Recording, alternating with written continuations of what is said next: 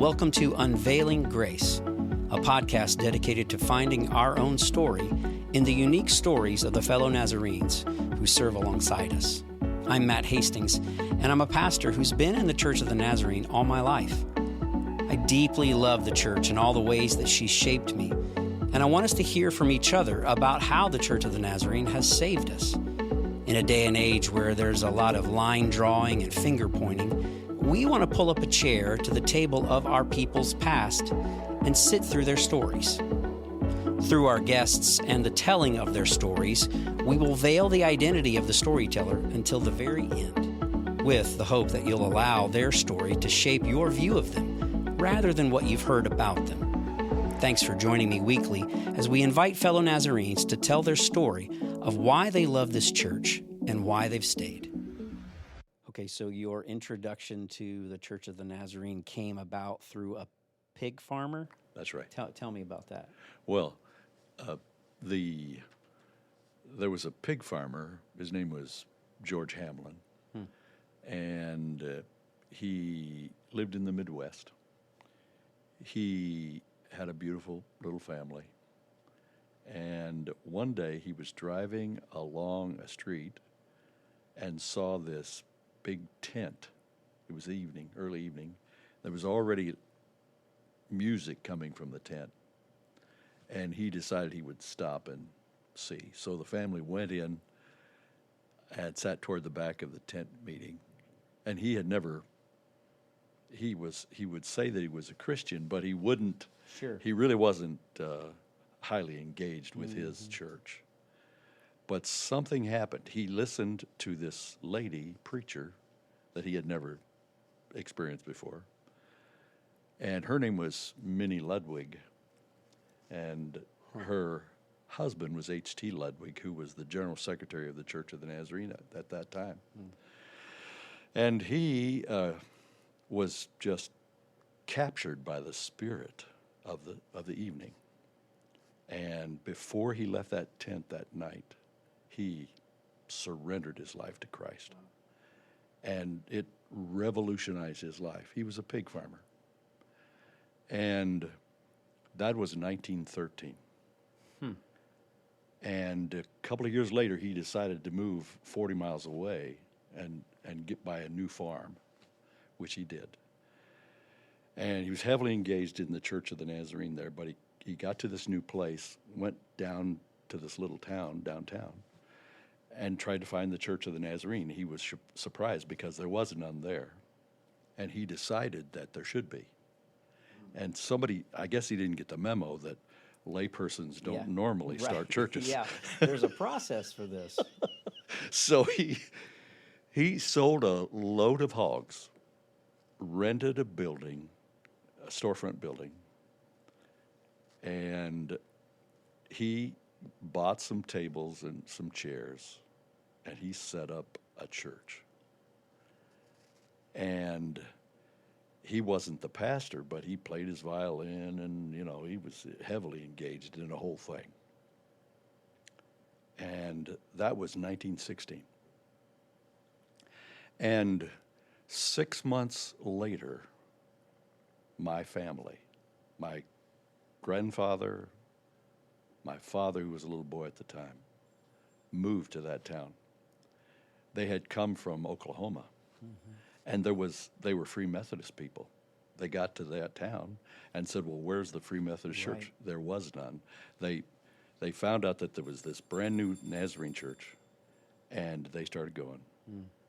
My dad joined that church at 12 years of age. Wow. I was born into that church many years later.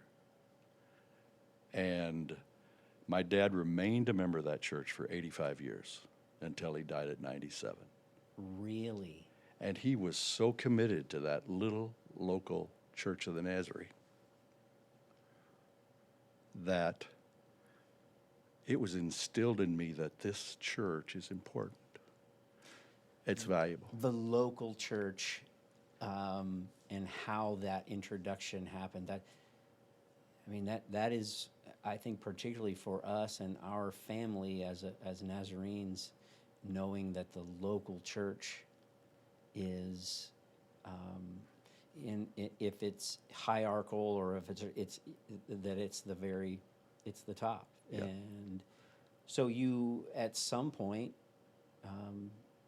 accepted a call to preach, to be in the ministry, Yeah. and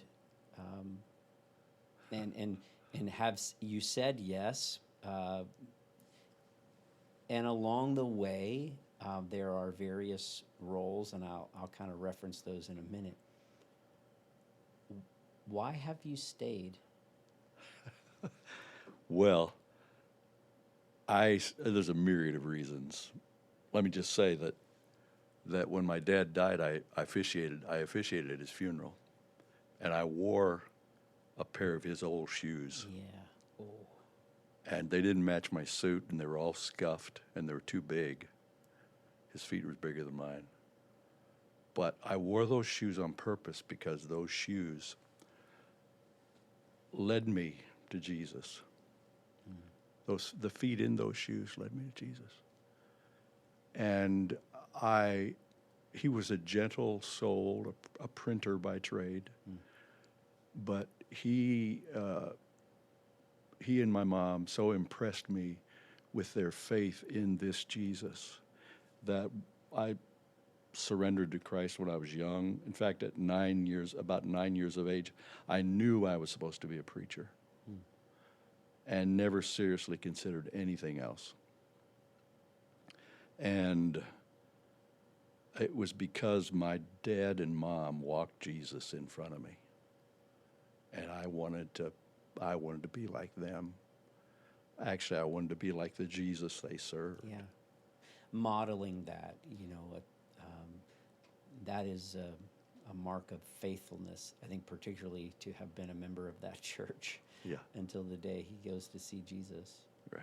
You must have over the course of various ministry roles.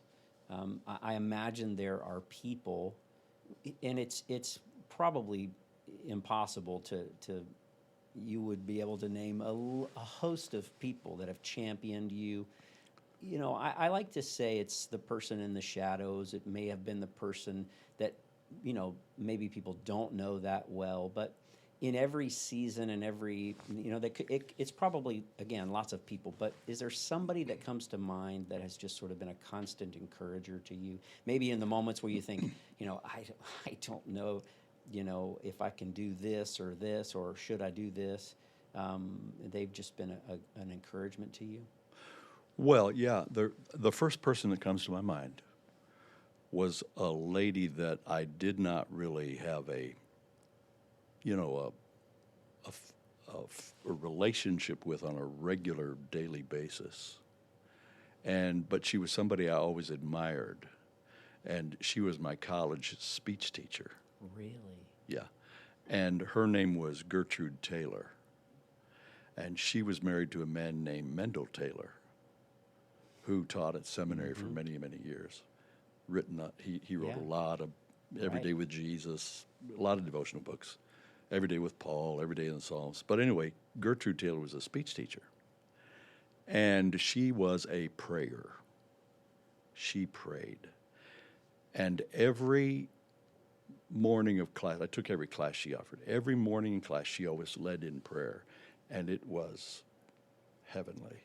It was beautiful just to hear her prayers at the beginning of the classes. And so whenever there was a real serious issue that I had that I was praying about, the first person I would call would be her. Wow.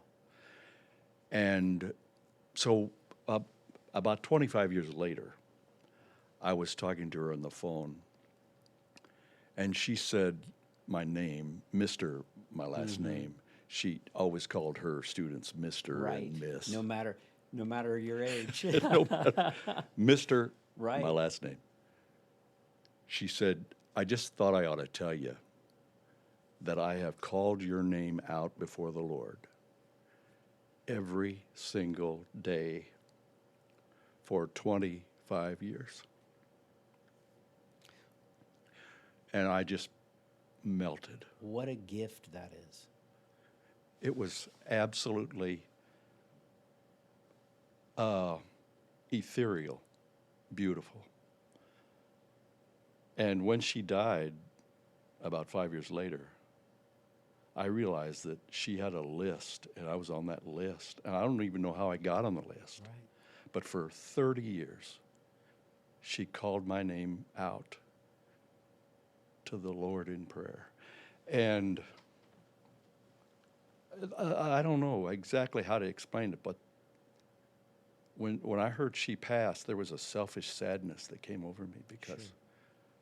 and you talk about persons who have influenced me. We never even went to dinner one time. Wow. But just that I had made her list, she was a hero to me. Yeah, that. I think that's important for our listeners to hear that, because I think we think it needs to be that person that you know every day and that you know all these details about their lives, but you called upon her to be a confidant, someone that you could, hey, I need to run this by you, pray for me, and then to hear that she had been praying for you all that time. You know them, quote unquote, but it's the beauty of the church. It's the beauty of a faithful follower. I think particularly for someone who prays, really prays and lifts. I understand that sadness or that sort of grief in that. Well, now who's going to take that role? Who will be that person for me? To really walk into any situation and remember and realize, I know that my speech teacher is praying for me. Mm-hmm. You have served in just a number of roles. You've been a local church pastor. You've been a district superintendent. You've been in the Global Ministry Center leadership positions there, and so I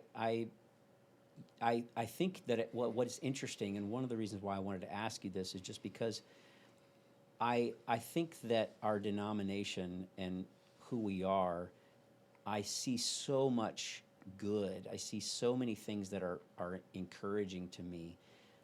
As you think about all of those roles that you have filled in the name of Christ for the Church of the Nazarene, what right now, what do you find hope?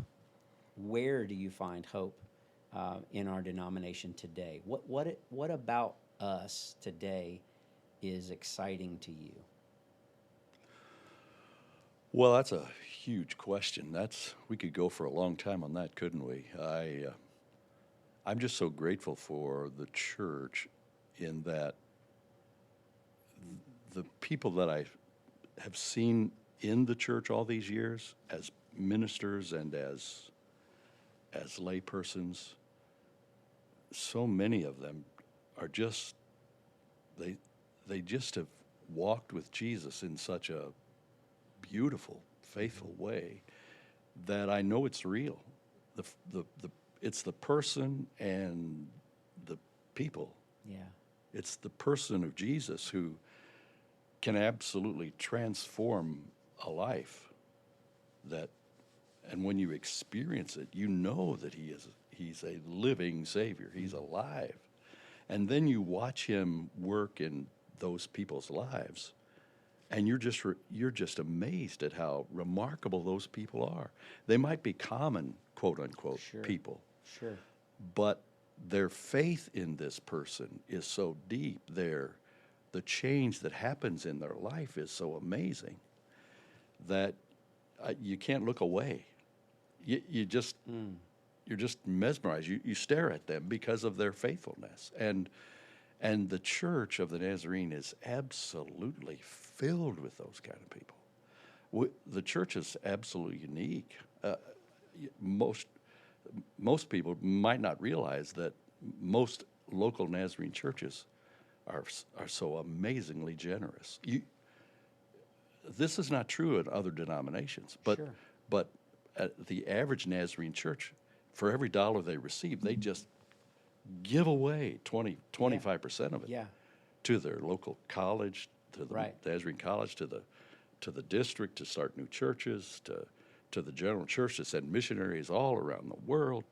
And it's because of the generosity of these people who just give it so that that local church can give it away. Yeah, the math on it doesn't make business sense, but the economy of the kingdom, I think, particularly the way that our structure is, it is the beauty of a local church generosity. And when they understand that, they believe that they recognize they're part of something bigger. Yeah. And as you're mentioning, even referencing the speech teacher, I'm not going to say her name, but your name has come up to me with colleagues over the course of my ministry as someone who treated them with respect and dignity and encouragement. So you have what I find interesting is the faithfulness of your family, your parents, to a local church is really, it's dug into you. It's stitched into you. And then your love for pastors. I have seen that even myself. So then I'll ask this question about our family, because it really is a family that is interconnected throughout the world. I love being able to tell someone, you're going to go to Germany, tell someone you're a Nazarene, and you find somebody, and then there's this connection that's just so interesting. And people don't understand that, but it's just beautiful. So what about our family matters to the world? Well, I could go on for hours. Let me just tell you about Marion. Marion she's a novelist. She writes novels very well. And she was this little church that she was a part of. She was the Sunday school superintendent or SDMI chairman, NDI chairman. And she got it on her heart one day that right next door to the church was the projects. Mm-hmm. And she went to the pastor and said, would it be all right if I take the church van over there on Wednesday nights and honk the horn and see if anybody comes out? Yeah. And there was a cop in that local church who heard what Marion was thinking about doing, and he said, Marion, no, you can't do that. That's a bad idea. Yeah, that's a bad idea. We visit that place every week, and there are gunshots. It's not to invite them anywhere except for take them. Yeah. That's right. You cannot. That would be too dangerous. You cannot do that. She said, well, I just think it'd be all right. And she started in. Soon there were 30 to 40 children coming to that church every Wednesday night. And she'd make several trips, And she said, we heard some words we'd never heard before. Sure. But, yeah. But soon they found Christ, and soon some of their parents started coming. Now that is an example of a Nazarene. They live like Jesus in an unusual way. And I know you can find that in other churches, but there's something about our faith, our church, that it's full of people like that. Absolutely full. Yeah, modeling Christ-likeness. I love hearing you say that, because you have Marians across the world who are hearing words that they normally don't hear, but their countenance and the way that they love and embrace people is, I really think that's exactly right. That's what matters. That once we model that and we have them in our lives, we're pointing them to Jesus. Yeah. Exactly. And that's the beauty of this family. I pray there are more Marians like that. Yeah. More speech teachers and more dads like yours. And Can I tell you one more story? Sure, please. This is, I talked about Marion, the layperson, but let me talk about the pastor. You mentioned I love pastors, and I do. and I have reason to love them. I know the Church of the Nazarene has its warts. We have, we're not perfect. But there's something about the beauty of the people who live so much like Jesus that is just gorgeous. That my wife and I were involved in a horrendous car accident. Car was just crushed in. The person was going like 60 miles an hour. It completely totaled the car, and my wife was pushed in and seriously injured. I looked over when we finally stopped spinning. I looked over, and her eyes were set and looking a certain way, and I couldn't see her breathing. I thought she was gone. And soon the ambulance was there. They ripped open the car and got her out, put us both in the same ambulance, rushed us to this hospital in Cambridge, Ohio. And she was seriously injured with crushed pelvis, lacerated liver, collapsed lung, broken clavicle, concussion, and it was not good. And I made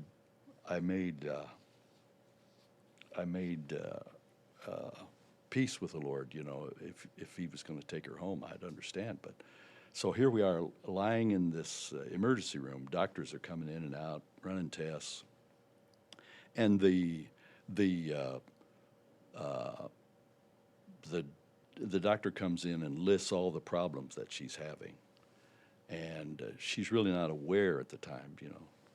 At the time she's really struggling, and he said, she's got a crushed pelvis, and we're going to have to life flight her to Columbus, and she's probably going to need surgery to put all that back together, and he said the helicopter will be here soon. And I said, well, can I go with her? And he said something about the weight limit or something. I'm not sure, but he said, no, you can't go. And so here I am, still in the emergency room, bloody clothes, and it's not good. And she's gone to the emergency place in downtown Columbus, and I'm trying to figure out what I'm going to do. I got to get over there. Yeah. And all of a sudden, there's this man standing at the foot of my bed. And he said my name. Yeah. And I said, well, yes, I am. And I said, who are you? And he said, I'm the pastor of the Church of the Nazarene here. Wow. And my name is Joe Pierce. And I'm here to help you, he said. I said, well, how did you know I was here? I said, I only made one call to my daughter and told her to pray. And he said, well, your daughter proceeded to call every Nazarene she knew in the world. Wow. And one of the persons she called says, I know the pastor in Cambridge. I'll call him. And he said, that's how I know you're here. I'm here to help you, he said. And I said, well, I need to get to Columbus. Can you help me? I need to rent a car. He said, look at your clothes. They're all full of blood, and you're dazed, and it's 11 o'clock at night. We're not going to find a rental car. I said, well, I need to get over there. He said, that's why I'm here. I'm here to help you. I'm taking you. I said, no, it's late. You've got a busy day tomorrow. There got to be some other way, a cab or something. No, he said, I'm here to help you. He put me in that car, drove me the several hours to Columbus, helped me find the emergency room, sat there with me all night long until the doctor came in and said, well, I said, hey, when is the surgery scheduled? He said, surgery? We're not going to do surgery. He said, it's an amazing thing, mister. He said, your wife's pelvis is crushed, but all of those bones are aligned. They're in the right place. We don't have to do surgery. Wow. She's going to mend naturally. And pastor smiled at me, and I smiled at him. He said, my work is over here. Wow. And I'm thankful for Nazarene pastors who all over the world. There's a connection in the Church of the Nazarene that is unusual and beautiful. I know we have our issues, but hey, there's Jesus in our church and in our lives. And I'm grateful, so very grateful for the laypersons, the Marians, and the pastors, the Joes, who make this church special. What a beautiful articulation of our family and how important it is for us to model the love of Jesus. So, Amen. Who are you? Well, my name is Bob Broadbooks, and I was born and raised in the Church of the Nazarene in Beatrice, Nebraska, and have served the church for 45 plus years. And as long as the Lord gives me breath, I'm going to hang around this church, try to be a blessing as I can. You are a blessing. Thanks for being with us, Bob. Oh, thank you, Pastor. Thanks for joining us on the Unveiling Grace podcast. This is a ministry of Hermitage Church of the Nazarene. If you'd like to stay up to date on the podcast and other ministries of our church, like the church's Facebook page and follow along. Or you can subscribe to the Unveiling Grace podcast on whatever platform you're using now. If you've enjoyed this podcast, help us out by leaving us a rating and then share it on your social media platforms. Thanks for listening to the stories of those serving alongside us.